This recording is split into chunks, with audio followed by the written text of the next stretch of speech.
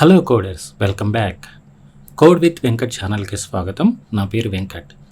Last వీడియోలో టర్బోసీని ఎలా download చేసుకోవాలి, డౌన్లోడ్ చేసుకున్న ఫైల్ని ఎలా మన కంప్యూటర్లోకి ఇన్స్టాల్ చేసుకోవాలో తెలుసుకుందాం. ఈ వీడియోలో ఫస్ట్ ప్రోగ్రామ్ అయిన ద క్లాసిక్ హలో వరల్డ్ ప్రోగ్రామ్ని మీకు రాసి లైన్ బై లైన్ ఎక్స్ప్లెయిన్ చేస్తాను.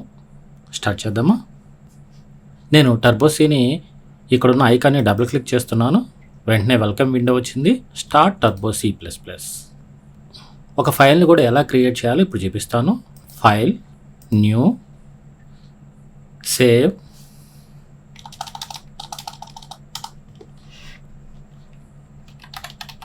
Programme 2.c. ఓకే, సో ఒక కొత్త ప్రోగ్రామ్ని నేను క్రియేట్ చేశాను. ఇప్పుడు ఒక చిన్న ప్రోగ్రామ్ రాద్దాం. include stdio.h int main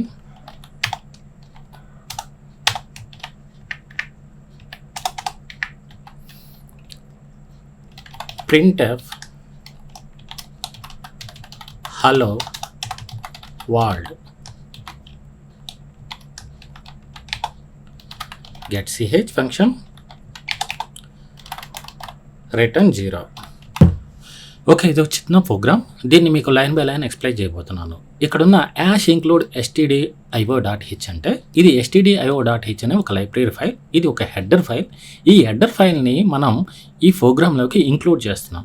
ఏంటి దీనివల్ల ఉపయోగం అంటే, ఈ stdio.hలో ప్రింట్ఎఫ్, స్కాన్ఎఫ్ ఫంక్షన్స్ ఉన్నాయి. ఒకవేళ మనం ఈ లైన్ కనుక రాయలేదనుకోండి, ఇక్కడ ఈ ప్రింట్ఎఫ్ అనేది ఎర్రర్ అని చూపిస్తుంది. ఓకే, దాని తర్వాత ఇంట్ మెయిన్. ఈ మెయిన్ మెథడ్ అనేది మనకి చాలా కోడ్ ఉంటుంది. ఆ కోడ్లో మన ప్రోగ్రామ్ ఎగ్జిక్యూషన్ అనేది ఎక్కడి నుంచి స్టార్ట్ అవ్వాలి.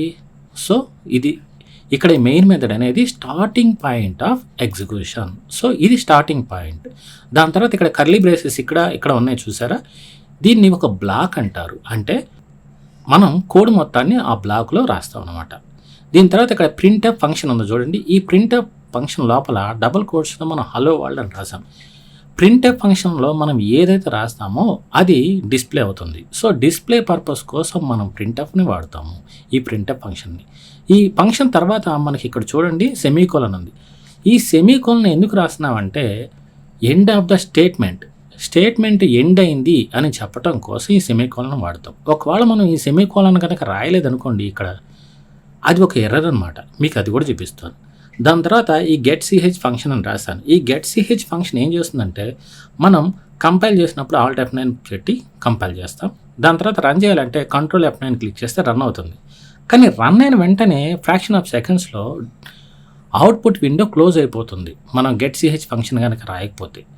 ఒకవేళ గెట్ ch ఫంక్షన్ రాస్తే ఏమవుతుంది అంటే, కీబోర్డ్లో ఏదైనా కీని ప్రెస్ చేసే అంతవరకు మనకి అవుట్పుట్ అలా కనపడుతూ ఉంటుంది అనమాట.